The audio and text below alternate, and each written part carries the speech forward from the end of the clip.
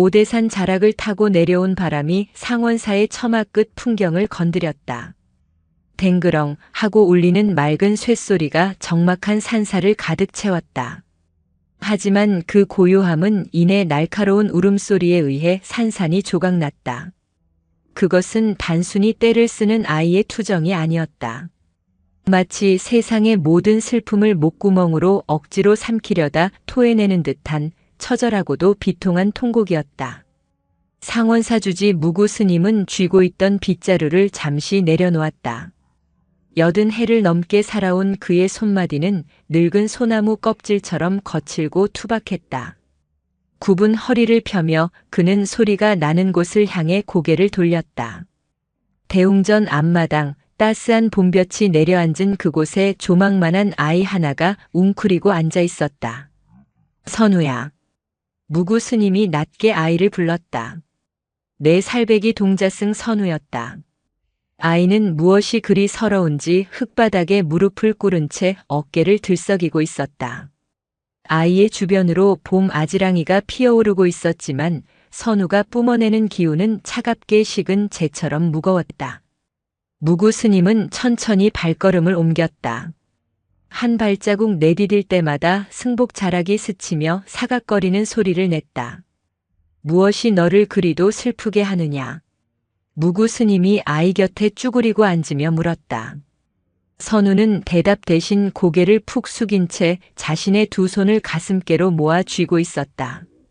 아이의 손은 흙투성이었다. 하얀 얼굴은 눈물과 콧물로 범벅이 되어 있었고 긴 속눈썹 끝에는 수정 같은 눈물방울이 위태롭게 매달려 있었다. 선우가 천천히 고개를 들었다. 그 순간 무구 스님은 숨을 멈췄다. 선우의 눈동자 그 깊고 맑은 검은 우주가 스님을 정통으로 꿰뚫어 보았기 때문이었다. 그 눈은 갓난아이의 천진난만함이 아니었다. 수천 년을 살아낸 노인보다 더 깊은 비애와 연민이 그 안에 소용돌이치고 있었다. 스님 아파요. 너무 아파해요. 선우의 목소리는 갈라져 있었다. 누가 아프다는 말이냐? 넘어지기라도 했느냐? 무구 스님은 아이의 무릎을 살폈지만 상처 하나 없었다. 선우는 고개를 세차게 저으며 모아 쥐고 있던 손을 스님 앞으로 조심스럽게 내밀었다. 여기요. 얘가 숨을 못 쉬어요.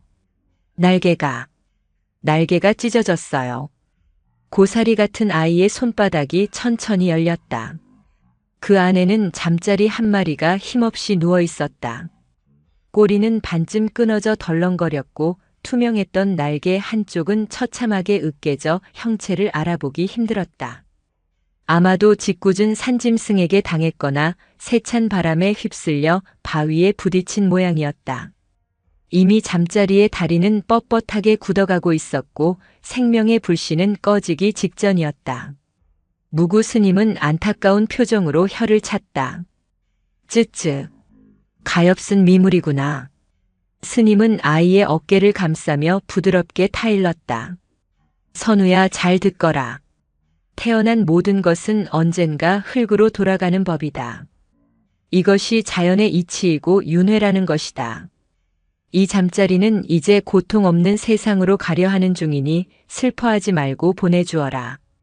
그것은 무구 스님이 평생을 닦아온 불교의 진리이자 세상의 순리였다. 생로병사. 태어나고 늙고 병들어 죽는 것. 그 흐름을 거스르지 않고 받아들이는 것이야말로 진정한 수행자의 자세라고 그는 믿었다. 스님은 아이가 고개를 끄덕이며 잠자리를 놔주기를 기다렸다. 하지만 선우의 반응은 스님의 예상과는 전혀 달랐다. 싫어요. 안 돼요. 선우는 비명을 지르듯 소리치며 다시 잠자리를 가슴팍으로 끌어안았다. 아이의 눈에서 굵은 눈물방울이 뚝뚝 떨어져 잠자리에 으깨진 날개를 적셨다. 아프잖아요. 지금 얘가 너무 무섭다고 해요. 살려달라고 아직 날고 싶다고 비명을 지르잖아요. 스님은 안 들리세요? 이 소리가 안 들리세요? 무구 스님은 당황했다. 아이의 절규는 단순한 떼쓰기가 아니었다. 선우는 정말로 잠자리의 고통을 자신의 살이 찢기는 것처럼 생생하게 느끼고 있는 듯 했다. 스님은 짐짓 엄한 표정을 지으며 말했다. 선우야, 이미 명을 다해가는 목숨이다. 억지를 부린다고 될 일이 아니다. 인연이 다한 것을 붙잡는 것은 집착이다. 그 집착이 너를 괴롭게 하는 것이다. 집착이 아니에요. 그냥 너무 불쌍해서 견딜 수가 없어요. 선우는 울부짖으며 고개를 파묻었다. 그때였다. 무구 스님은 자신의 눈을 의심했다. 선우가 잠자리를 감싸 쥐고 있는 그 작은 손틈 사이로 아주 미세하지만 분명한 빛이 새어나오기 시작했다. 그것은 대낮의 햇살과는 다른 종류의 빛이었다. 마치 새벽녘 동이 트기 전에 푸르스름하고 신비로운 기운, 혹은 깊은 산속 옹달샘 깊은 곳에서 우러나오는 맑은 윤슬 같은 빛이었다. 주변의 공기가 달라졌다. 바람이 멈추고 새들의 지저귀마저 뚝 끊겼다. 오직 선우의 흐느낌 소리와 아이의 손에서 피어오르는 그 기이한 빛만이 상원사 앞마당을 지배했다. 무구 스님은 본능적으로 뒷걸음질 쳤다. 평생 수많은 기도를 올리고 수행을 했지만 이런 현상은 단 한 번도 본 적이 없었다. 선우는 스님의 말 따위는 들리지 않는다는 듯 오직 손안의 작은 생명에만 집중하고 있었다. 아이는 주문을 외우는 것도 아니었고 기도를 올리는 것도 아니었다. 그저 온 마음을 다해 아파하고 있었다. 호, 호. 선우가 조심스럽게 입김을 불어넣었다. 아이의 따뜻한 숨결이 잠자리에게 닿을 때마다 손틈 사이로 새어나오는 빛은 점점 더 강해졌다.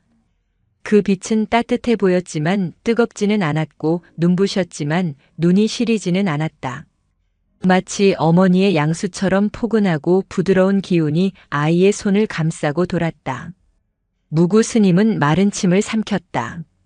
80년의 세월 동안 쌓아온 그의 상식과 경전의 지식들이 머릿속에서 뒤죽박죽 엉키기 시작했다. 도대체 저 아이는 누구란 말인가? 선우는 3년 전 폭설이 내리던 겨울밤 상원사 일주문 앞에 버려져 있었다. 강보에 쌓인 채 파랗게 얼어가던 핏덩이를 거둔 것이 바로 무구 스님이었다. 그날 밤 아이를 안고 방으로 들어왔을 때 방 안에 시들어가던 난초가 거짓말처럼 꽃을 피웠던 기억이 스님의 뇌리를 스치고 지나갔다.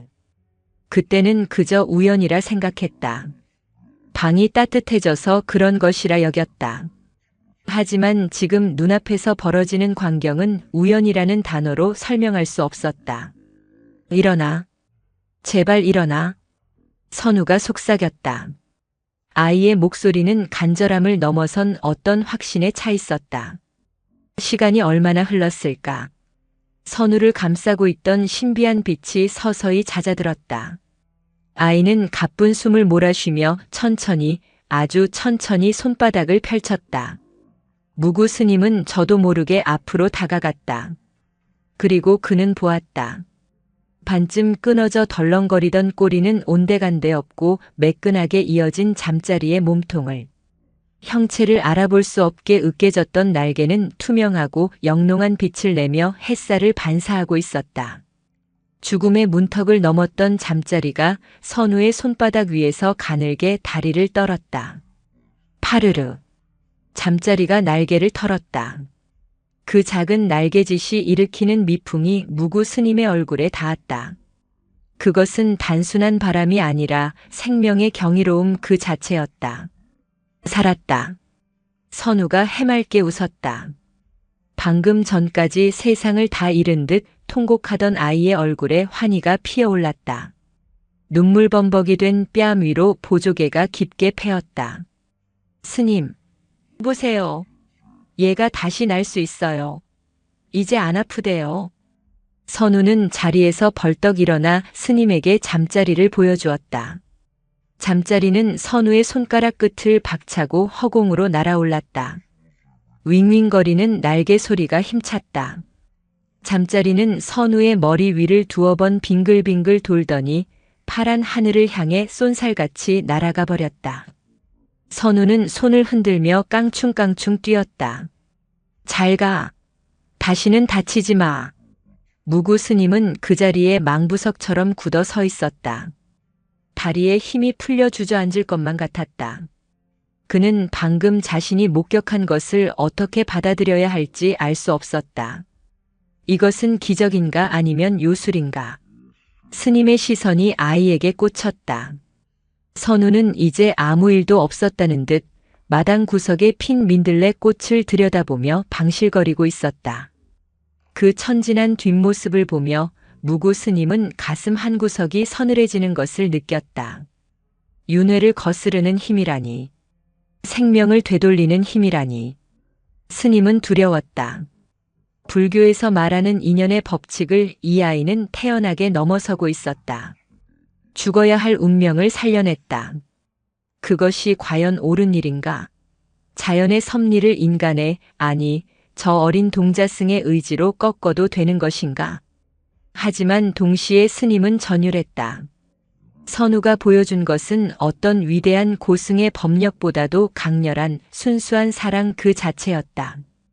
이론과 교리로 무장한 자신의 머리로는 도저히 흉내낼 수 없는 본능적이고 원초적인 자비심이었다.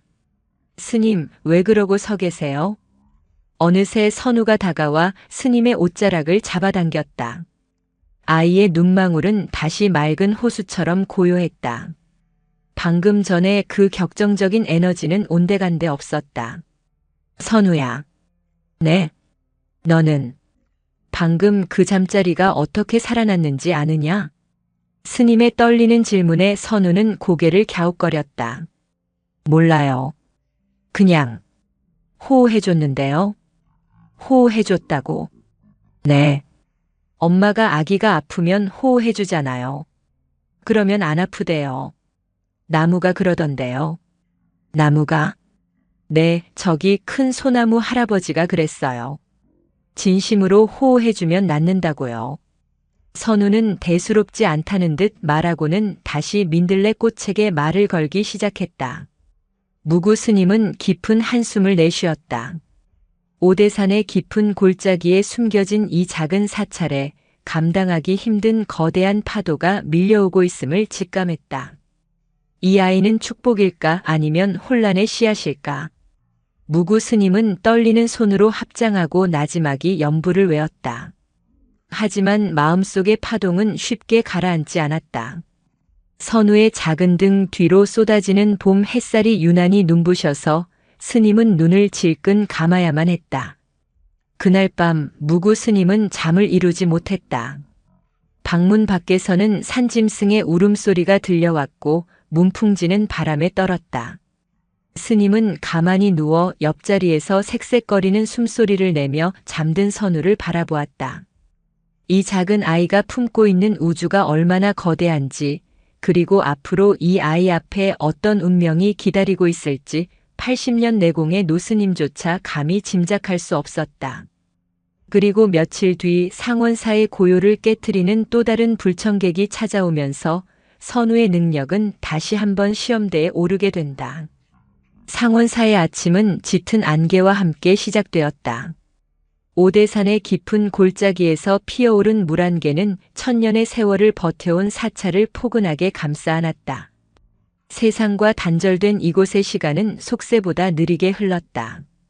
새벽 예불을 알리는 목탁 소리가 안개를 뚫고 둔탁하게 울려 퍼졌다. 딱딱딱. 무구 스님은 법당에 앉아 반야심경을 외고 있었다. 그의 목소리는 낮고 그윽했지만 그 안에는 평소와 다른 미세한 떨림이 섞여 있었다. 감은 눈꺼풀 위로 어른거리는 것은 부처님의 자비로운 미소가 아니라 며칠 전 죽어가던 잠자리를 살려내던 어린 선우의 손끝에서 피어오르던 기이한 빛이었다.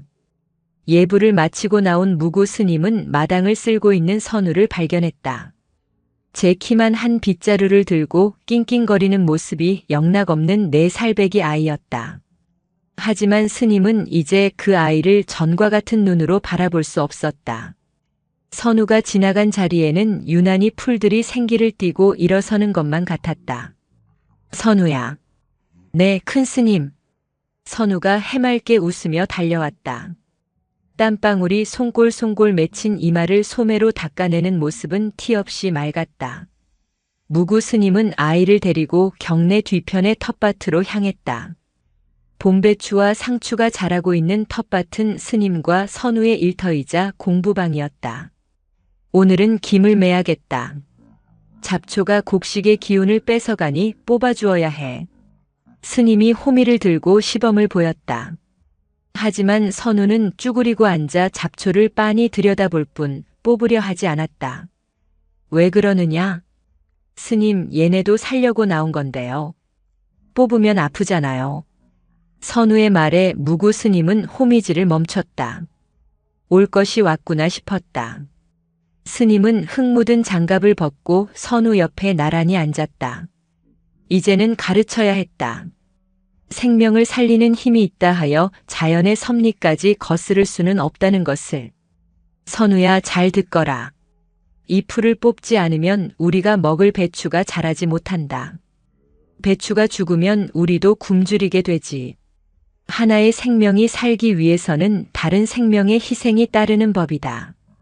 그것이 세상이 돌아가는 이치란다. 하지만 선우의 눈동자가 흔들렸다. 배추도 살고 풀도 같이 살면 안 돼요? 내가 자리를 조금씩 비켜주라고 하면 되잖아요. 그것은 욕심이다. 한정된 땅에서 모든 것이 함께 살 수는 없다. 태어남이 있으면 죽음이 있고 얻는 것이 있으면 잃는 것이 있다. 내가 지난번에 잠자리를 살린 것은 기특한 마음이었으나 죽음 또한 삶의 일부라는 것을 받아들여야 한다. 억지로 붙잡는 것은 순리를 거스르는 일이야. 무구 스님의 어조는 단호했다. 그는 선우가 가진 능력이 자칫 아이를 오만하게 만들거나 세상의 질서를 어지럽힐까 두려웠다. 죽음을 부정하는 것은 불교의 가르침이 아니었다. 죽음을 직시하고 그 고통에서 해방되는 것이야말로 진정한 깨달음이었다. 그때였다. 텃밭 옆 풀숲에서 푸드득 소리가 났다. 산까치 한 마리가 날아와 흙 위를 기어가던 지렁이를 낚아챘다.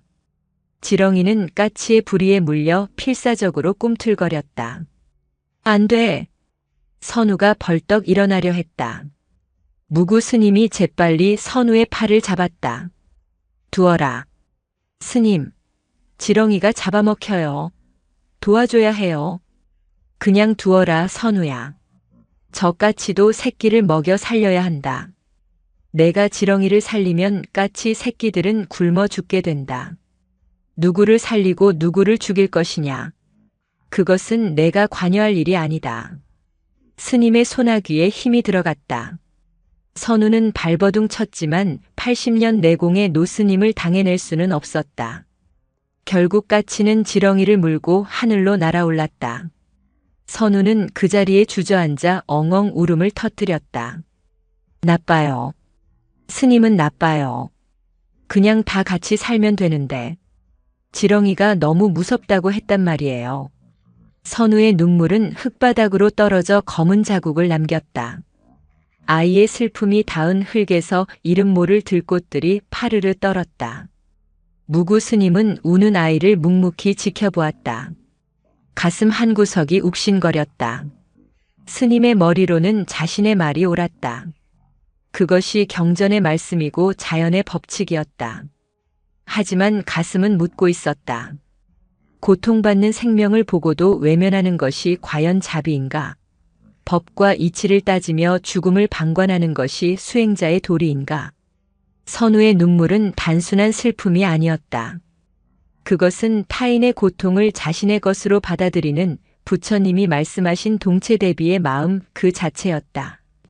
스님은 자신이 평생 쌓아온 수행의 탑이 이 작은 아이의 눈물 앞에서 흔들리고 있음을 느꼈다.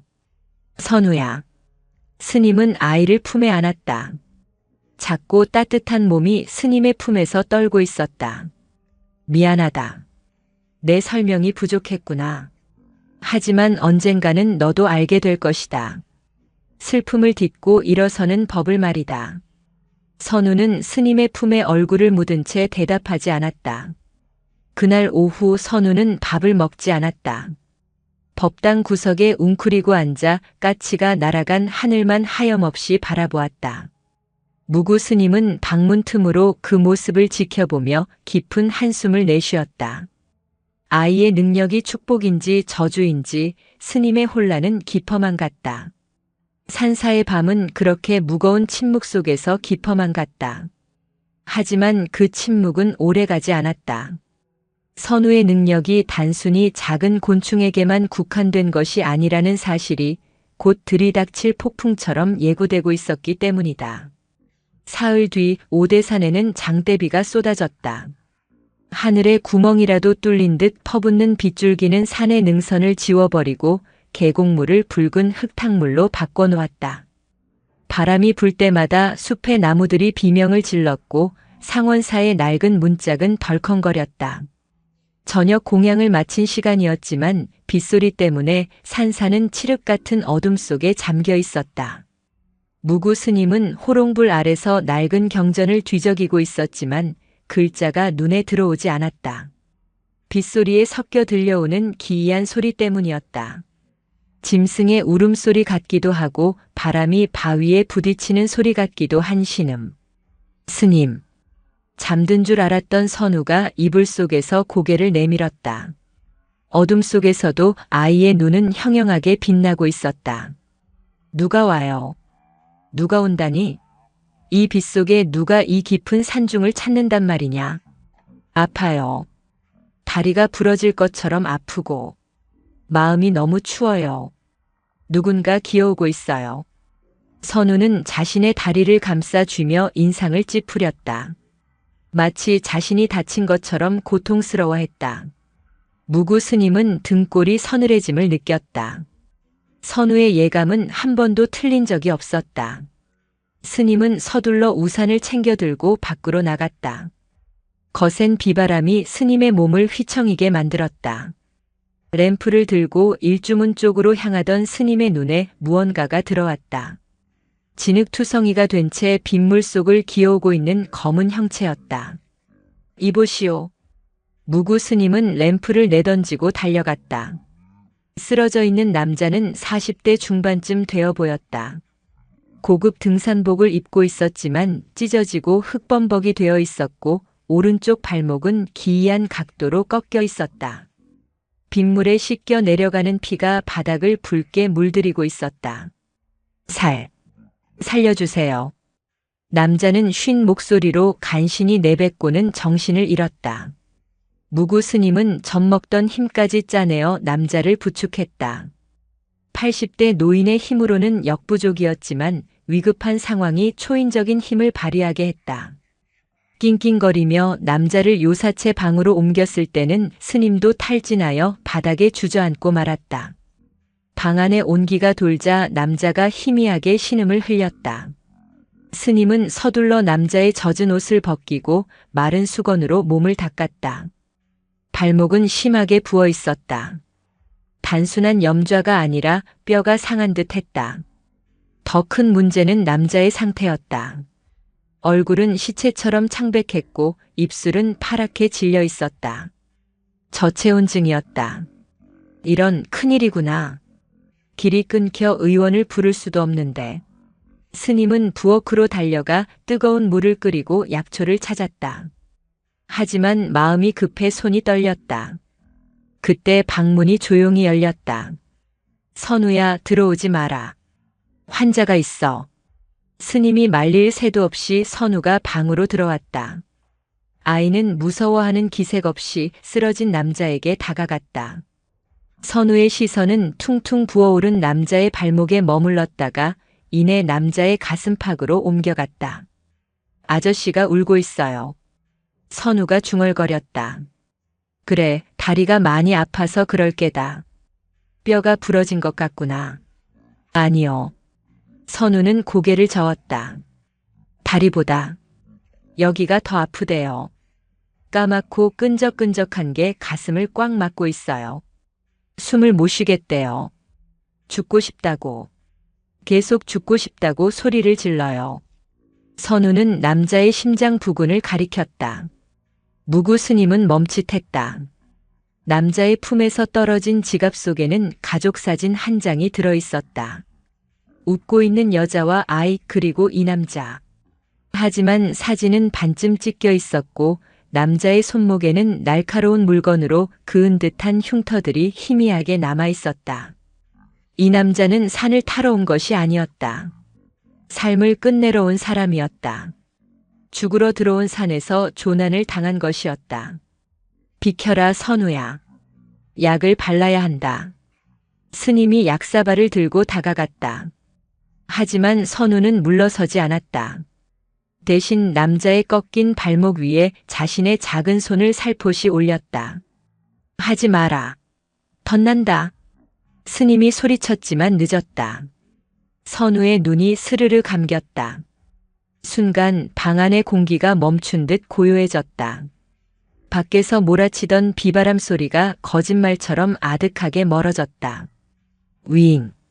낮은 진동음과 함께 선우의 손바닥에서 다시 그 빛이 피어올랐다. 잠자리를 살릴 때와는 비교도 안 될 만큼 강렬하고 눈부신 황금빛이었다. 그 빛은 남자의 발목을 감싸더니 마치 물이 흐르듯 남자의 몸을 타고 위로 올라갔다. 무구 스님은 눈앞의 광경에 압도되어 숨조차 쉴 수 없었다. 선우의 이마에서 굵은 땀방울이 비오듯 쏟아졌다. 아이의 얼굴이 고통으로 일그러졌다. 선우의 입에서 앓는 소리가 새어나왔다.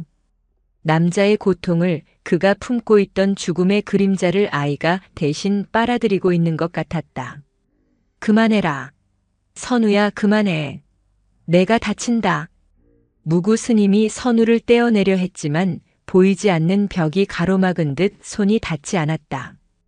그때 의식을 잃었던 남자가 눈을 번쩍 떴다. 초점 없던 남자의 동공이 서서히 돌아왔다. 남자는 자신의 발목을 잡고 있는 조그만 아이를, 그리고 그 아이에게서 뿜어져 나와 자신의 온몸을 휘감는 따뜻한 빛을 멍하니 바라보았다. 그것은 단순한 치료가 아니었다. 남자는 느꼈다. 뼛속까지 시리게 했던 인생의 한기, 아내와 아이를 잃고 지옥 같았던 지난 시간들의 절망, 스스로 목숨을 끊으려 했던 그 독한 마음들이 마치 봄눈 녹듯 사라지고 있음을, 누군가 자신의 얼어붙은 심장을 따뜻한 손으로 어루만져주는 듯한 포근함이 전신을 감쌌다. 남자의 눈에서 닭똥 같은 눈물이 터져 나왔다. 고통의 비명이 아닌 구원의 울음이었다. 선우의 손에서 빛이 서서히 잦아들었다. 아이는 탈진한 듯 털썩 뒤로 넘어졌다. 무구 스님이 황급히 선우를 받아 안았다. 선우야, 정신 차려라. 스님. 선우가 가늘게 눈을 뜨며 힘없이 웃었다. 아저씨가 이제 안 죽고 싶대요. 이제 살고 싶대요. 다행이에요.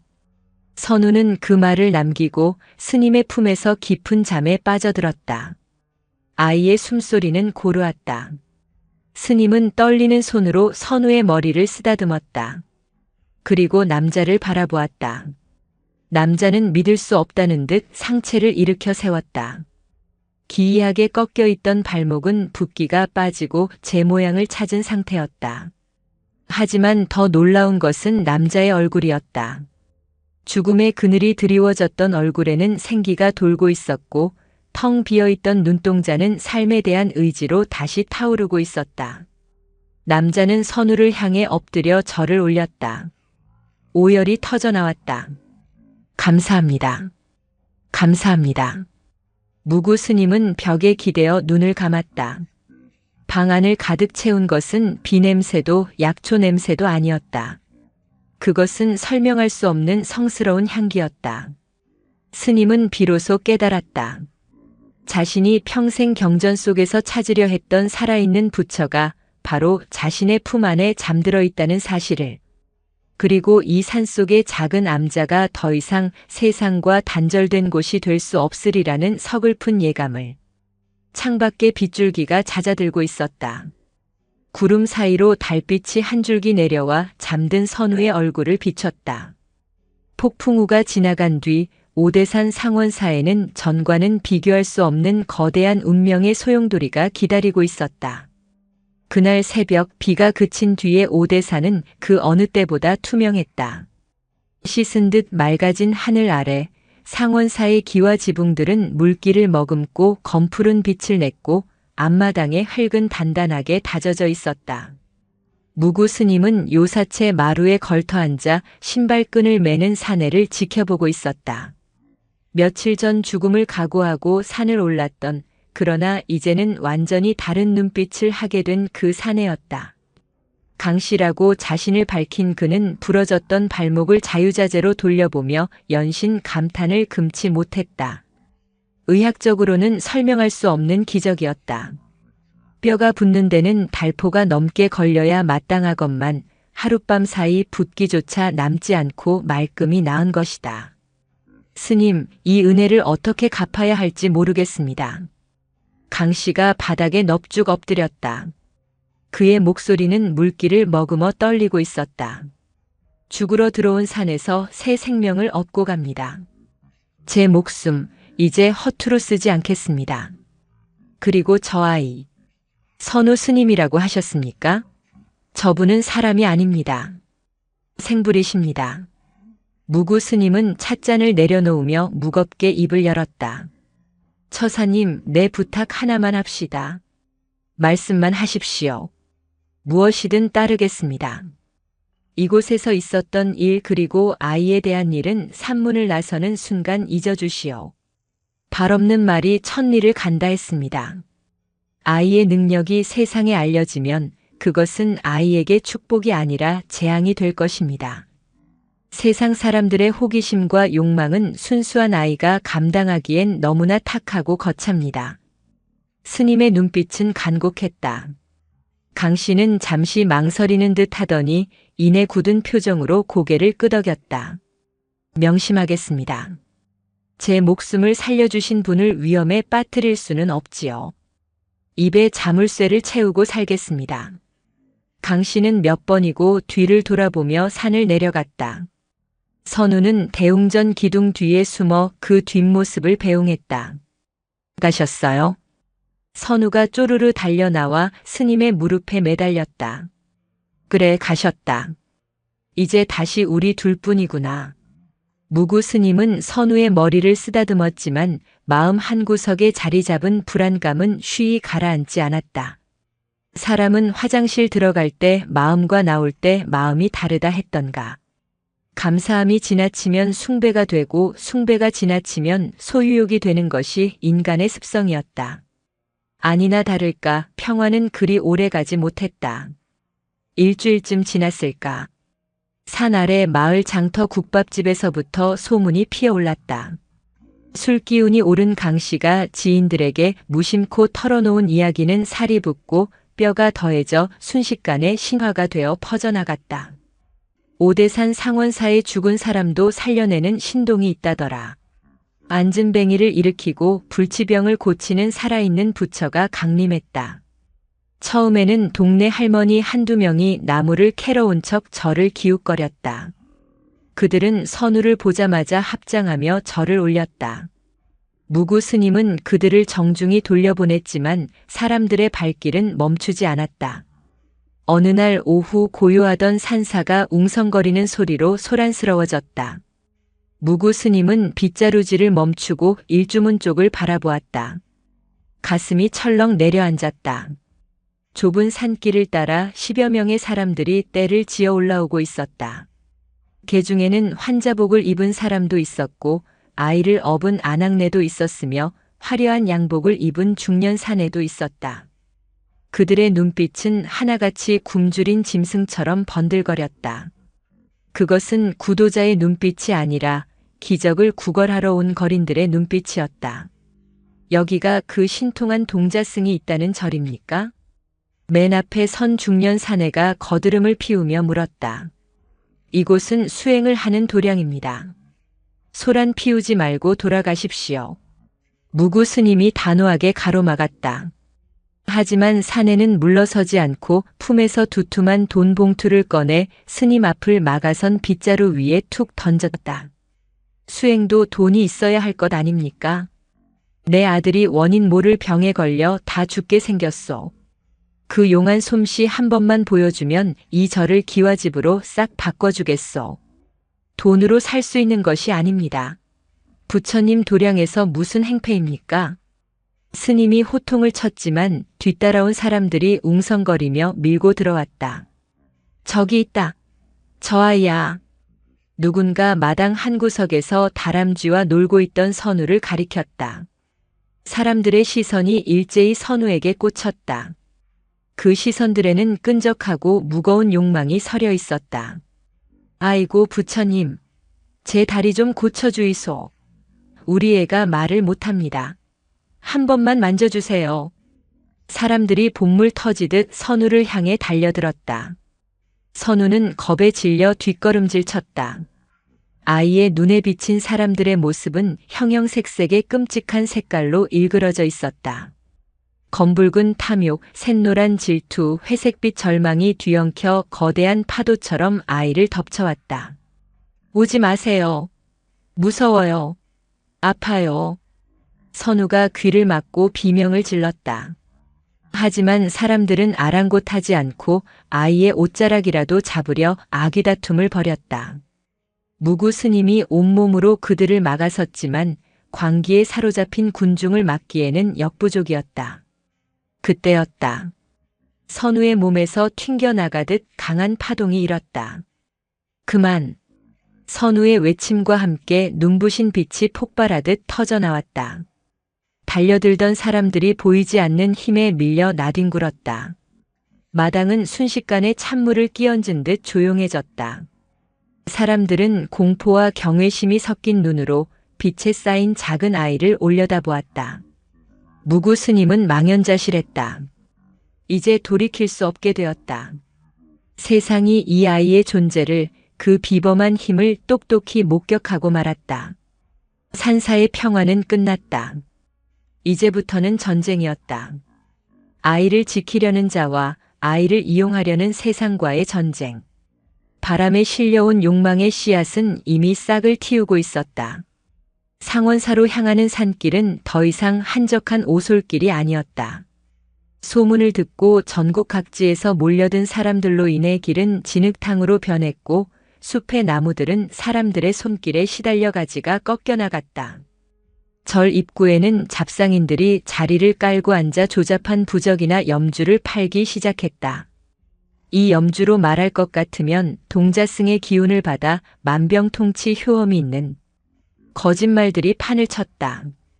신성했던 도량은 순식간에 돛대기 시장이 되어버렸다. 무구 스님은 대웅전 문을 걸어 잠갔다. 선우를 요사채 깊숙한 방에 숨기고 밖으로 나오지 못하게 했다. 하지만 몰려든 사람들은 마당에 돛자리를 깔고 농성을 시작했다. 스님, 자비심이 있다면 문을 여시오. 사람을 살리는 능력을 가지고 숨기다니, 그러고도 불제자요? 그들은 밤낮으로 꽹과리를 치고 고함을 지르며 시위를 했다. 기도 소리가 아니라 욕망의 아우성만이 산사를 가득 메웠다. 그것은 마치 지옥도 중 하나인 아귀도의 풍경과도 같았다. 먹어도 배가 고파 울부짖는 아귀들처럼 사람들은 기적을 갈구하며 끝없이 탐욕을 드러냈다. 방 안에 갇힌 선우는 시들어가고 있었다. 창호지 문 너머로 들려오는 사람들의 원성과 고통스러운 신음소리가 고스란히 아이의 가슴에 박혔기 때문이다. 선우는 밥을 넘기지 못했고 밤새 끙끙 앓았다. 스님, 밖이 너무 시끄러워요. 사람들이 너무 많이 울어요. 선우가 파리한 입술로 속삭였다. 무구 스님은 아이의 이마에 물수건을 올려주며 가슴을 쳤다. 귀를 막거라. 마음의 문을 닫아. 저들의 소리는 듣지 말아야 한다. 하지만 저기 할머니가 배가 너무 아프대요. 아기가 눈이 안 보인다고 엄마가 울어요. 제가 나가서 만져주면 안 돼요? 호호해주면 낫잖아요. 선우의 눈에서 눈물이 흘러내렸다. 아이는 자신의 고통보다 타인의 고통을 더 견디기 힘들어했다. 그것이 선우가 가진 업보이자 천형이었다. 안 된다. 내가 한번 나가면 저들은 너를 뼈까지 씹어먹으려 들 게다. 너는 물건이 아니다. 내가 다치면 이 세상 모든 것이 의미가 없다. 스님은 단호하게 말했지만 흔들리는 눈빛을 감출 수는 없었다. 그러던 어느 날 밤 사건이 터졌다. 사람들이 잠든 새벽녘 한 여인이 요사체 뒷담을 넘어들어왔다. 품에 갓난아기를 아는 젊은 어미였다.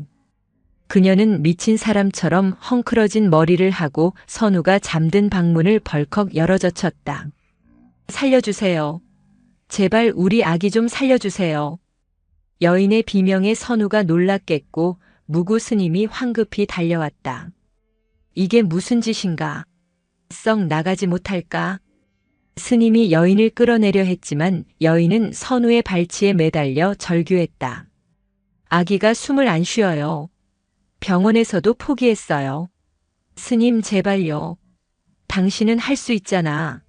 내 목숨이라도 내놓을 테니 제발. 여인의 품에 안긴 아기는 이미 얼굴이 보랏빛으로 변해 있었다. 죽음의 그림자가 짙게 드리워져 있었다. 그 처참한 광경에 선우의 눈동자가 흔들렸다. 스님의 만류에도 불구하고 선우는 자리에서 일어났다. 아이는 홀린 듯 여인에게 다가갔다. 아기, 아파. 선우의 손이 아기의 가슴에 닿았다. 그 순간 방 안을 가득 채우는 황금빛 광채. 으으. 선우가 고통스러운 비명을 질렀다. 이번에는 전과는 달랐다. 아기의 몸에 붙어있던 죽음의 기운이 너무나 강력하고 끈질겼다. 선우의 작은 몸이 팽팽하게 당겨진 활시위처럼 뒤틀렸다. 코피가 주르륵 흘러내려 흰 승복을 붉게 물들였다. 선우야, 손 떼라. 어서. 무구 스님이 소리쳤지만 선우는 들리지 않는 듯 했다. 아이는 자신의 생명력을 태워 아기에게 불어넣고 있었다. 응애, 응애. 기적처럼 아기의 울음소리가 터져나왔다. 여인은 환희에 차서 아기를 껴안았다. 하지만 그 대가는 혹독했다. 선우는 힘없이 바닥으로 쓰러졌다. 아이의 얼굴은 백지장처럼 하얗게 질려 있었고 숨소리는 금방이라도 끊어질 듯 가늘었다. 선우야. 무구 스님이 선우를 안아들었다. 아이의 몸이 불덩이처럼 뜨거웠다. 소란을 듣고 밖에서 대기하던 사람들이 우르르 몰려왔다. 아기가 살았다. 기적이다. 동자승이 아기를 살렸다. 사람들은 환호했다. 선우가 피를 토하며 쓰러진 것은 안중에도 없었다. 그저 기적이 일어났다는 사실, 자신들도 구원받을 수 있다는 기대감에 미쳐 날뛰었다. 어떤 이는 방문을 뜯어내려 했고 어떤 이는 선우의 옷자락이라도 잘라가겠다며 달려들었다. 이 짐승만도 못한 놈들. 무구 스님이 사자후를 토해냈다. 평생을 온화하게 수행해 온 노스님의 얼굴이 분노로 일그러져 야차와 같이 변해 있었다. 그는 지팡이를 휘두르며 사람들을 위협했다. 모두 나가라. 내 절에서 당장 꺼져라. 너희들의 탐욕이 이 아이를 죽이고 있다. 스님의 기백에 눌려 사람들은 주춤거렸다. 하지만 그들의 눈빛 속에 서린 광기는 사라지지 않았다. 그들은 물러나면서도 끊임없이 방 안을 힐끔거렸다. 먹잇감을 앞에 둔 하이에나 떼와 다를 바 없었다. 무구 스님은 쓰러진 선우를 품에 안고 굳게 닫힌 문 뒤에서 오열했다.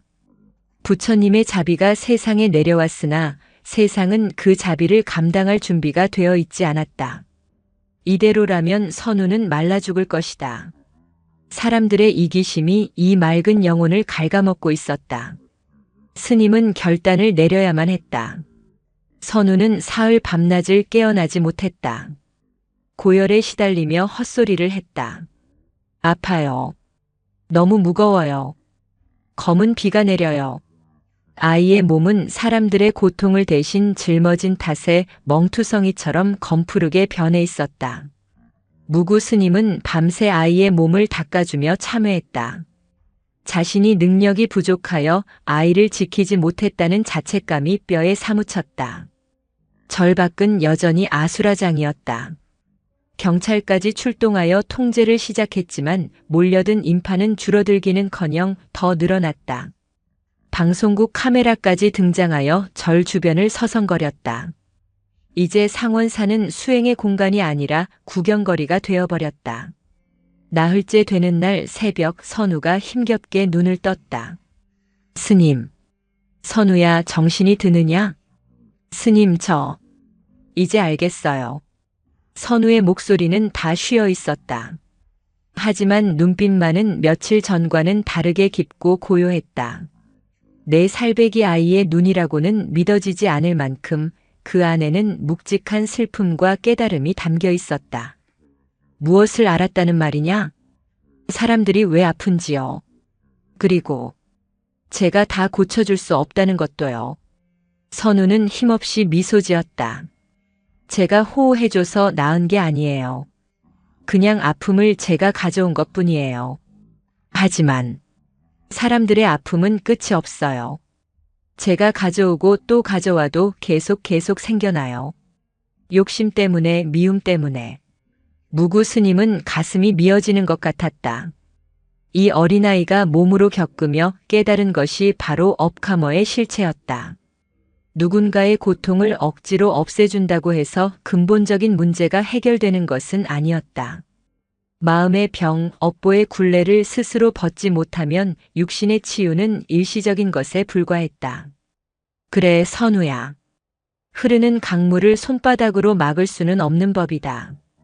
각자가 짊어져야 할 짐이 있는 것이다. 하지만 스님, 그래도 보고만 있을 수는 없잖아요. 아프다고 우는데 어떻게 모른 척해요? 선우의 물음에 스님은 말문이 막혔다. 그것은 딜레마였다. 중생의 고통을 외면하지 않는 것이 자비이지만 개입함으로써 발생하는 부작용 또한 만만치 않았다. 그때 방문 밖에서 웅성거리는 소리가 들리더니 누군가 큰 목소리로 사람들을 제지하는 소리가 들려왔다. 모두 물러서시오. 부끄럽지도 않습니까? 익숙한 목소리였다. 강씨였다. 그는 몽둥이를 들고 절마당을 지키고 서 있었다. 그의 뒤에는 건장한 청년 몇 명이 함께 인간띠를 만들어 요사체 접근을 막고 있었다. 내가 이 아이 덕에 목숨을 건진 강태수요. 하지만 나는 깨달았소. 기적을 바라고 떼를 쓰는 건 강도짓이나 다름없다는 걸. 당신들이 진정 낫고 싶다면 아이를 괴롭힐 게 아니라 스스로 참회하고 마음을 닦으시오. 강 씨의 일갈에 사람들이 술렁거렸다. 당신은 나았으니까 그런 소리 하는 거 아니오. 비켜라. 우리도 살아야겠다. 몇몇이 반발하며 달려들었지만 강 씨와 청년들은 몸으로 그들을 막아냈다. 밀고 밀리는 몸싸움이 벌어졌다. 선우가 비틀거리는 몸을 일으켜 문 쪽으로 기어갔다. 나가야 해요. 안 된다. 몸도 성치 않은데. 아니요, 제가 말해야 해요. 저 사람들이 제 말을 기다리고 있어요. 선우는 단호했다. 무구 스님은 아이의 의지를 꺾을 수 없음을 직감했다. 스님은 선우를 부축하여 문을 열었다. 문이 열리자 싸우던 사람들이 일제히 동작을 멈췄다. 마루 끝에 선 작은 아이. 창백하고 야윈 모습이었지만 그 눈빛만은 형형하게 빛나고 있었다. 선우가 천천히 입을 열었다. 여러분. 작은 목소리였지만 이상하게도 절마당 구석구석까지 또렷하게 들렸다. 저는 여러분의 병을 고쳐줄 수 없어요. 사람들이 웅성거렸다. 실망과 분노의 빛이 스쳐 지나갔다. 여러분이 아픈 건 몸이 아픈 게 아니에요. 마음이 뾰족한 가시가 되어서 몸을 찌르고 있어요. 미워하는 마음, 가지고 싶은 마음, 남보다 높아지고 싶은 마음. 그 가시들을 여러분 스스로 뽑지 않으면 제가 아무리 호호해줘도 다시 아플 거예요. 선우는 자신의 가슴을 가리켰다. 저도 아파요. 여러분의 가시가 제 가슴에도 박혔거든요. 이제 저는 더 이상 힘이 없어요. 돌아가세요. 그리고 껴안아 주세요. 미워하는 사람을, 아픈 가족을, 그리고 자기 자신을요. 그러면 안 아플 거예요. 선우의 말이 끝나자 거짓말처럼 정적이 찾아왔다. 기적을 보여달라고 아우성치던 사람들의 기세가 꺾였다. 4살배기 아이의 입에서 나온 말이라기엔 너무나 전곡을 찌르는 말이었다. 그들은 자신들의 탐욕이 아이를 얼마나 벼랑 끝으로 몰았는지 그제야 마주하게 되었다. 맨 앞줄에 서 있던 한 노파가 주저앉아 통곡하기 시작했다. 그 울음은 전염병처럼 번져나갔다. 그것은 원망의 울음이 아니라 참회의 눈물이었다. 선우는 그 모습을 지켜보다가 스님의 품에 쓰러지듯 안겼다. 졸려요, 스님. 그래, 자거라. 고생했다. 참으로 큰일을 했다. 무구 스님은 눈시울을 붉히며 아이를 토닥였다. 사람들은 하나둘씩 고개를 숙이고 절을 올린 뒤 조용히 물러가기 시작했다. 강 씨가 눈물을 훔치며 스님에게 합장했다. 그날 밤 상원사에는 다시 고요가 찾아왔다. 하지만 그것은 예전의 고요와는 달랐다. 폭풍이 휩쓸고 지나간 뒤에 더 깊고 단단해진 침묵이었다. 그러나 시련은 이것으로 끝이 아니었다. 선우의 기력이 쇠한 틈을 타 아이의 내면에 잠재되어 있던 또 다른 능력이, 혹은 아이가 감당해야 할 더 큰 운명의 수레바퀴가 서서히 굴러가기 시작했다. 잠든 선우의 미간이 찌푸려졌다. 꿈속에서 아이는 보지 말아야 할 것을 보고 있었다. 다가올 미래, 그리고 산사를 위협할 검은 그림자를. 선우가 앓고 일어난 뒤로 상원사의 공기는 미묘하게 달라져 있었다. 아이는 예전처럼 마당을 뛰어다니며 다람쥐와 숨바꼭질을 했지만 가끔씩 하던 놀이를 멈추고 먼 산을 멍하니 바라보곤 했다. 그 눈빛이 너무나 아득하고 쓸쓸해서 무구 스님은 차마 아이에게 무슨 생각을 하느냐고 묻지 못했다. 그저 멀리서 지켜보며 가슴을 졸일 뿐이었다. 그러던 어느 날 산사의 정적을 깨는 굉음이 들려왔다. 그것은 천둥 소리도 아니었고 바위가 구르는 소리도 아니었다. 쇠와 쇠가 부딪히고 육중한 기계가 땅을 파헤치는 거친 소음이었다. 스님, 땅이 울어요. 산이 비명을 질러요. 선우가 귀를 틀어막으며 주저앉았다. 아이의 얼굴은 공포로 하얗게 질려 있었다. 무구 스님은 서둘러 아이를 달래놓고 소리가 나는 일주문 밖으로 향했다. 절 입구에는 낯선 지프차 2대와 트럭이 서 있었고 작업복을 입은 사내들이 측량 기계를 세우고 있었다. 그들 사이로 양복을 입은 중년 사내가 지시를 내리고 있었다. 군청에서 나온 개발 담당 과장이었다. 이보시오, 이게 무슨 짓입니까? 무구 스님이 소리쳤다. 김 과장이라 불리는 사내가 돌아보았다. 그는 번들거리는 구두로 흙바닥을 탁탁 치며 다가왔다. 아, 주지 스님 되십니까? 좋은 소식 가져왔습니다. 여기 상원사까지 들어오는 비포장길을 2차선 아스팔트 도로로 확장하기로 결정났습니다. 그리고 저 아래 계곡 쪽에는 관광단지도 조성될 거고요. 관광단지라니요? 이곳은 수행도량입니다. 함부로 길을 내고 숲을 훼손할 수는 없습니다. 스님, 시대가 어느 때인데 그런 고리타분한 소리를 하십니까? 길이 뚫리면 신도들도 오기 편하고 지역 경제도 살고 절에도 보시금이 늘어날 텐데 윈윈 아닙니까? 이미 허가 다 났으니 협조 좀 해주시죠. 김 과장은 막무가내였다.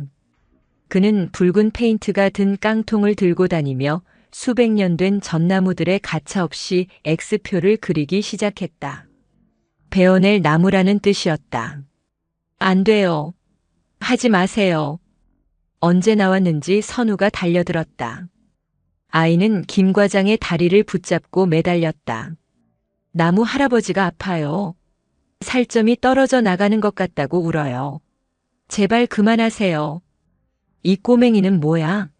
저리 비켜. 김 과장이 귀찮다는 듯 다리를 휘저었다. 선우는 힘없이 나동그라졌다. 하지만 아이는 포기하지 않고 붉은 페인트가 칠해진 전나무를 끌어안았다. 미안해요. 미안해요, 나무 할아버지. 선우의 볼을 타고 흐르는 눈물이 나무 껍질을 적셨다.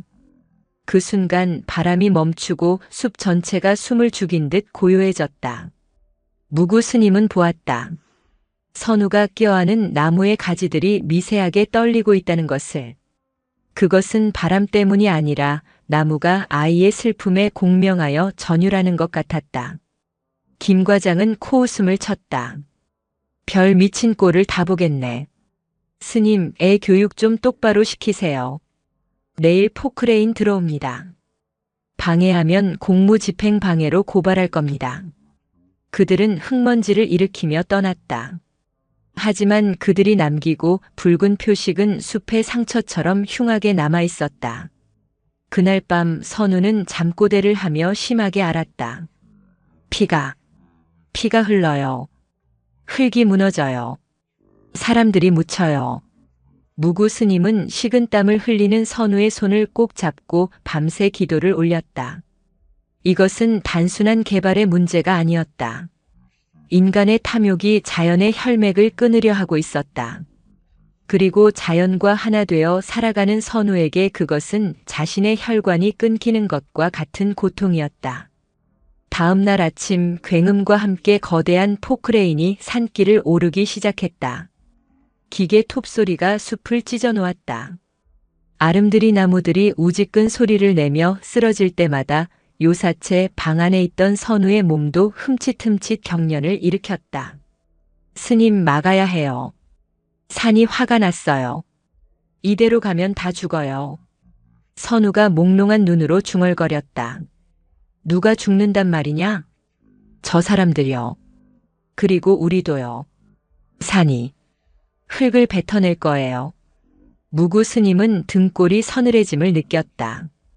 어제 김 과장 일행이 공사를 시작한 곳은 지반이 약해 평소에도 낙석이 잦은 곳이었다. 스님은 자리를 박차고 일어났다. 선우의 예언은 틀린 적이 없었다. 막아야 했다. 공사 현장은 아수라장이었다. 잘려나간 나무들이 시체처럼 널브러져 있었고 붉은 흙이 흉물스럽게 속살을 드러내고 있었다. 김 과장은 인부들을 독촉하며 작업을 서두르고 있었다. 어이, 거기. 더 깊게 파. 바위 걷어내고. 멈추시오. 당장 멈추시오. 무구 스님이 숨을 헐떡이며 달려갔다. 스님, 또 오셨소? 방해하지 말고 가시라니까요. 이곳은 건드리면 안 되는 땅이오. 집안이 약해서 무너질 위험이 크단 말이오. 당장 철수하시오. 이 양반이. 우리 토목 기술자들이 다 조사하고 하는 건데 무슨 소리요? 재수 없는 소리 하지 말고 비키시오. 김 과장은 스님을 밀치고 포크레인 기사에게 손짓했다. 거대한 삼날이 산의 허리를 찍어내렸다. 쿵! 땅이 울렸다. 그리고 그 순간 기이한 일이 벌어졌다. 맑았던 하늘에 갑자기 먹구름이 몰려들더니 순식간에 사방이 어두컴컴해졌다. 바람 한 점 없던 숲에서 회오리 바람이 일어 나뭇잎과 흙먼지를 휘감아 올렸다. 마치 산신령이 노한 듯 으스스한 기운이 현장을 감쌌다. 이게 무슨 일이야? 인부들이 웅성거렸다. 새들이 떼를 지어 비명을 지르며 숲을 빠져나갔다. 동물들의 육감은 인간보다 빨랐다. 위험을 감지한 짐승들이 도망치고 있었다. 계속해. 소나기 좀 온다고 안 죽어. 김 과장이 악을 썼다. 하지만 그의 목소리는 빗소리에 묻혔다. 후두둑 굵은 빗방울이 떨어지기 시작하더니 이내 앞이 보이지 않을 정도의 폭우로 변했다. 흙탕물이 계곡을 타고 무서운 속도로 흘러내렸다. 그때였다. 구구구구. 땅속 깊은 곳에서부터 짐승의 울음소리 같은 진동이 시작되었다. 포크레인 기사가 비명을 질렀다. 땅이 움직인다. 피해. 무구 스님이 경고했던 바로 그곳, 깎아지른 절벽의 흙더미가 빗물을 머금고 거대한 뱀처럼 꿈틀거리더니 아래로 쏟아져 내리기 시작했다. 산사태였다. 으악! 도망치던 김 과장이 진흙탕에 발이 미끄러져 넘어졌다. 그 위로 아름드리 나무와 바위들이 굴러떨어지고 있었다. 꼼짝없이 매몰될 위기였다. 인부들도 혼비백산하여 흩어졌다. 거기 서시오. 움직이면 죽소. 어디선가 쩌렁쩌렁한 아이의 목소리가 들려왔다. 빗속을 뚫고 선우가 달려오고 있었다. 아픈 몸을 이끌고 비틀거리면서도 아이의 눈빛만은 횃불처럼 타오르고 있었다. 선우야, 위험하다. 무구 스님이 달려가려 했지만 쏟아져 내린 흙더미가 길을 막았다. 선우는 김 과장이 쓰러진 곳 반대편 바위 위에 올라섰다. 그리고 산사태가 일어나는 흙더미를 향해 두 팔을 벌렸다. 그만. 이제 그만하세요. 알아요, 많이 아프시죠? 하지만 안 돼요. 이러면 다 다쳐요. 선우는 사람에게 말하듯 쏟아지는 흙더미에게 말을 걸었다. 비에 젖은 승복이 아이의 몸에 달라붙었다. 아이는 추위에 떨면서도 물러서지 않았다. 놀랍게도 선우가 바라보는 쪽에 흙더미 흐름이 미세하게 느려지는 듯 했다. 하지만 자연의 분노는 거대했다. 집채만 한 바위 하나가 김 과장을 향해 굴러오고 있었다. 김 과장은 공포에 질려 눈을 질끈 감았다. 안 돼! 선우가 바위 앞을 가로막았다. 아이는 바위를 향해 손바닥을 뻗었다. 멈춰요. 선우의 손에서 찬란한 빛이 터져 나왔다. 빗줄기를 뚫고 뻗어나가는 황금빛 기운이 바위를 감쌌다. 쾅! 엄청난 굉음과 함께 바위가 멈춰섰다. 선우의 작은 손바닥과 거대한 바위 사이에 보이지 않는 벽이 생긴 것 같았다. 바위는 부들부들 떨며 더 이상 굴러가지 못했다. 김 과장은 실눈을 뜨고 그 광경을 목격했다. 자신의 목숨을 노리던 거대한 바위를 고작 4살짜리 아이가 맨손으로 물리적으로 닿지는 않았으나 막아내고 있었다. 아이의 코와 입에서 붉은 피가 흘러내려 빗물과 섞였다. 으아! 선우가 마지막 기력을 짜내어 소리쳤다. 돌아가세요. 제자리로. 빛이 한 번 더 번쩍이더니 굴러오던 바위가 기적처럼 방향을 틀어 옆의 계곡으로 굴러떨어졌다. 쿵, 쿵, 쿵. 바위가 계곡 아래로 사라지는 소리가 멀어지자 거짓말처럼 비가 잦아들기 시작했다. 쏟아지던 흙더미도 안정을 찾고 멈췄다. 산의 분노가 가라앉은 것이었다. 선우는 힘없이 무릎을 꿇었다. 선우야. 무구 스님이 흙더미를 넘어 아이에게 달려갔다. 선우는 의식을 잃고 스님의 품에 쓰러졌다. 김 과장은 흙투성이가 된 채 엉금엉금 기어와 선우 앞에 털썩 주저앉았다. 그의 얼굴은 눈물과 빗물로 범벅이 되어 있었다. 이 아이가 나를, 우리를. 김 과장은 말을 잇지 못하고 바닥에 머리를 박고 오열했다. 자신이 베어버린 나무들이 자신이 파헤친 흙이 자신을 죽이려 했을 때 자신이 그토록 무시했던 작은 생명이 자신을 구했다는 사실이 뼈아픈 후회가 되어 가슴을 쳤다. 숲은 다시 고요해졌다. 하지만 그곳에는 처참하게 찢겨나간 상처와 그 상처를 봉합하기 위해 자신의 모든 것을 쏟아부은 작은 아이가 쓰러져 있었다. 무구 스님은 선우를 안고 하늘을 올려다보았다. 구름 사이로 한 줄기 빛이 내려와 선우의 창백한 얼굴을 비췄다. 그것은 축복이라기보다 작별을 고하는 슬픈 인사처럼 느껴졌다. 사고 이후 공사는 전면 중단되었다. 김 과장은 군청에 사표를 내고 속세를 떠나겠다는 소문이 돌았다. 그는 떠나기 전 상원사를 찾아와 무구 스님 앞에 무릎을 꿇고 꼬깃꼬깃한 봉투 하나를 내밀었다. 스님, 부끄럽지만 제 전 재산입니다. 베어진 나무들을 다시 심는 데 써주십시오. 그리고 선우 스님께 죽을 때까지 참회하며 살겠다고 전해주십시오. 김 과장은 선우가 누워있는 방문 쪽을 향해 3번 큰 절을 올리고 떠났다.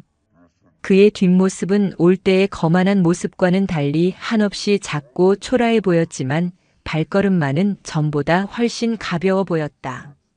하지만 문제는 선우였다. 산사태를 막아낸 그날 이후 선우는 깨어나지 못하고 있었다. 아니, 정확히 말하면 눈은 뜨고 있었지만 의식이 없는 상태였다. 밥도 먹지 않고 물도 마시지 않았다. 그저 천장을 바라보며 얕은 숨만 내쉴 뿐이었다. 의사도 한의사도 고개를 저었다. 맥이 잡히지 않습니다.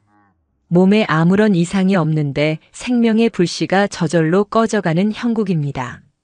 마치 이 세상에 더 이상 미련이 없다는 듯이요. 무구 스님은 억장이 무너졌다.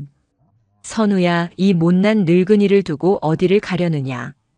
내가 살린 사람들이 저렇게 많은데 정작 너는 왜 살려 하지 않느냐. 스님은 밤낮으로 선우의 곁을 지켰다.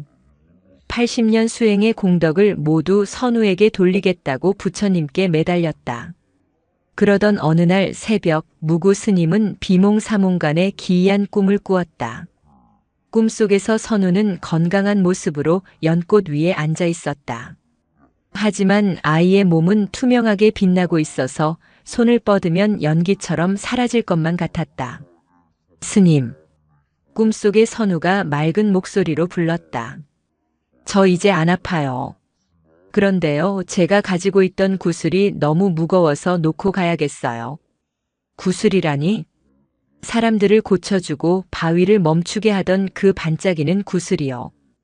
그게 있으면 자꾸 사람들이 저를 욕심내고 저도 자꾸 힘을 쓰고 싶어져요. 그러면 스님이 슬퍼하시잖아요. 선우는 품에서 빛나는 여의주 같은 구슬을 꺼내 연못에 던져버렸다. 구슬은 물속으로 가라앉으며 사라졌다. 이제 저는 그냥 선우예요. 스님 밥도 챙겨드리고 마당도 쓰는 그냥 꼬마 선우요. 그래도 저 예뻐해 주실 거죠? 그럼 그렇고 말고. 너는 능력이 있어서 내 제자가 아니라 그냥 내 소중한 자식이다. 무구 스님이 울먹이며 대답하자 선우는 환하게 웃으며 손을 흔들었다. 스님이 눈을 번쩍 떴을 때 닭이 울고 있었다. 스님은 황급히 선우의 코 밑에 손을 대보았다. 규칙적이고 따뜻한 숨결이 느껴졌다. 선우가 뒤척이며 눈을 떴다. 퀭하던 눈동자에 다시 생기가 돌아와 있었다. 하지만 예전처럼 신비로운 광채가 돌거나 우주를 담은 듯한 깊은 심연은 느껴지지 않았다. 그저 잠에서 깬 평범한 어린아이의 맑은 눈이었다. 스님 배고파요. 누룽지 끓여주세요. 선우가 배시시 웃었다. 그래. 끓여주마. 10그릇이라도 끓여주마. 무구 스님은 아이를 와락 껴안았다. 눈물이 주책 없이 흘러내렸다. 선우는 건강을 되찾았다. 하지만 꿈속의 예언처럼 신비한 능력은 사라졌다.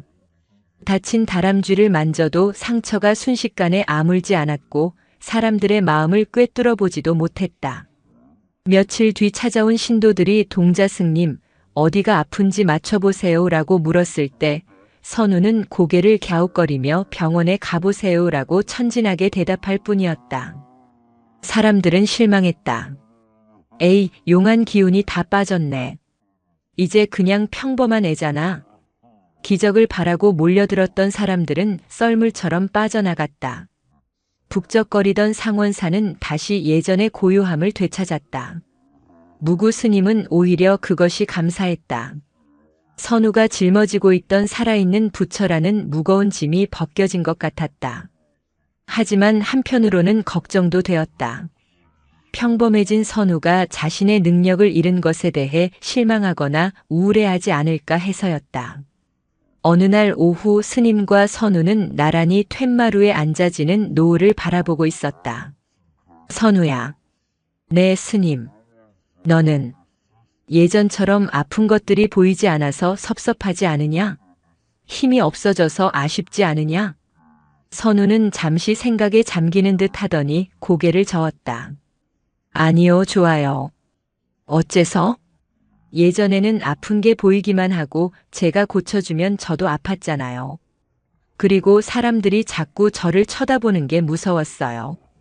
그런데 지금은 선우는 마당 구석에 피어난 작은 들꽃을 가리켰다. 지금은 그냥 저 꽃이 예쁘다는 걸 알 수 있어서 좋아요. 안 아파도 예쁘고 아파도 예쁘고 그냥 다 예뻐요. 무구 스님은 무릎을 쳤다. 그것이야말로 진정한 깨달음이었다. 기적을 행하여 세상을 바꾸는 것이 아니라 세상을 있는 그대로 바라보고 사랑할 수 있는 마음. 선우는 능력을 잃은 것이 아니라 더 큰 지혜를 얻은 것이었다. 색즉시공 공즉시색의 이치를 내 살배기 아이는 본능적으로 체득하고 있었다. 허허허, 내가 나보다 스승이구나. 그래, 평범한 것이 가장 비범한 것이다. 스님은 선우의 머리를 쓰다듬었다. 거친 손길에서 전해지는 온기가 선우의 마음을 따뜻하게 채웠다. 상원사의 풍경 소리가 댕그렁 울렸다. 바람은 시원했고 저녁 연기는 모락모락 피어올랐다. 기적은 사라졌지만 그 자리에는 더 단단하고 따뜻한 일상이 뿌리내리고 있었다. 이제 마지막 이야기만이 남았다. 계절이 바뀌고 세월이 흘러 이별과 만남의 순환 속에서 두 사람이 맺어야 할 마지막 결실에 대한 이야기. 무구 스님은 직감하고 있었다. 자신의 시간이 얼마 남지 않았음을. 그리고 선우가 홀로 서야 할 시간이 다가오고 있음을. 세월은 흐르는 물과 같아서 잡을 수도 막을 수도 없이 흘러갔다. 오대산의 계절이 20번도 넘게 바뀌었다. 연두색 새순이 돋아나 짙푸른 녹음이 되고 붉은 단풍으로 타오르다 흰 눈 속에 잠들기를 반복했다. 그 사이 상원사의 풍경도 조금씩 변해갔다. 낡은 기둥은 새 나무로 교체되었고 마당 한 구석에는 작지만 단아한 찻집도 생겼다. 하지만 변하지 않은 것도 있었다. 매일 새벽 어김없이 울려 퍼지는 도량석 소리와 마당을 쓸어내는 비질 소리였다. 스님 차 드시지요. 청년이 된 선우가 찻상을 들고 방으로 들어왔다. 어느덧 24세 의젓한 승려가 된 선우는 예전에 그 통통하고 귀여운 동자승의 모습은 찾아볼 수 없었지만 깊고 맑은 눈동자만큼은 여전했다. 아랫목에 누워있던 무구 스님은 힘겹게 몸을 일으켰다. 백수백 살을 바라보는 노스님의 육신은 이제 삭정이처럼 말라 있었다. 살 가죽은 투명하여 핏줄이 비쳐 보였고 거동조차 제자의 부축 없이는 힘들었다. 그래, 향이 좋구나.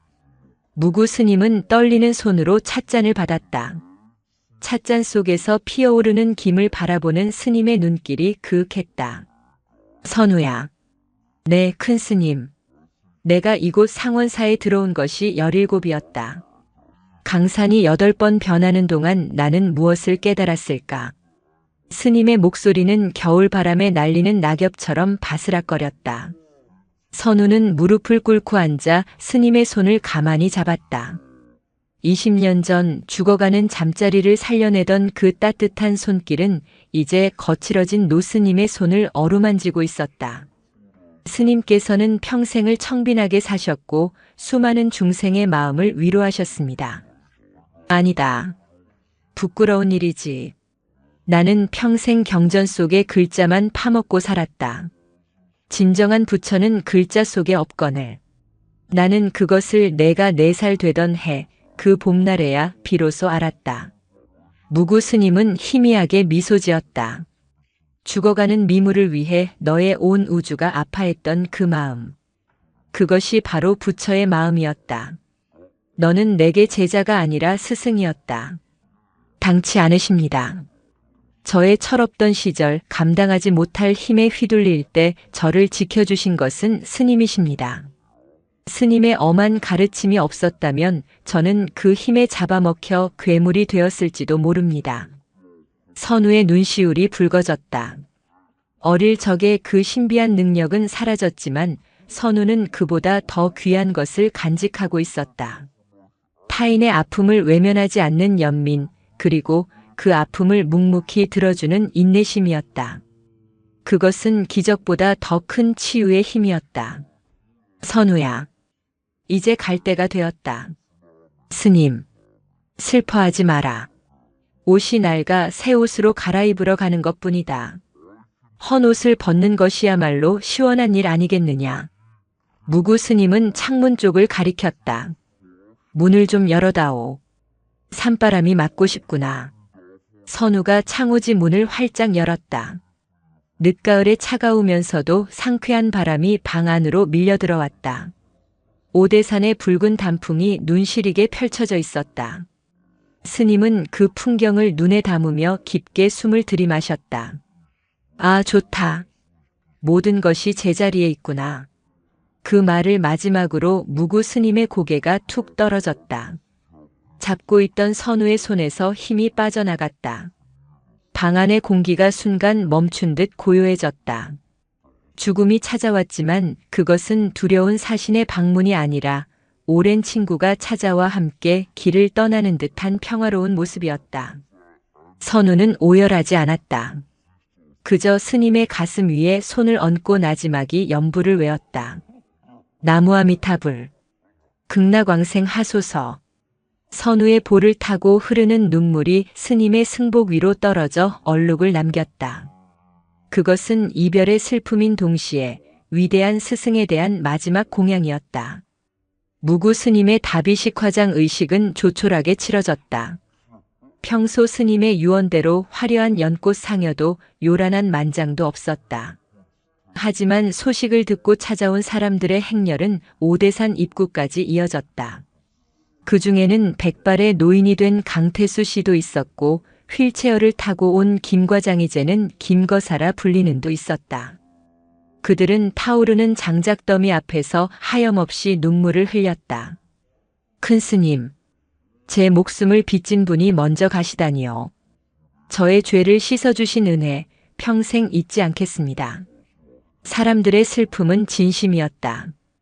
그들은 무구 스님과 어린 선우가 보여주었던 그 기적 같았던 시절을, 그리고 그 이후 보여준 겸손한 삶을 기억하고 있었다.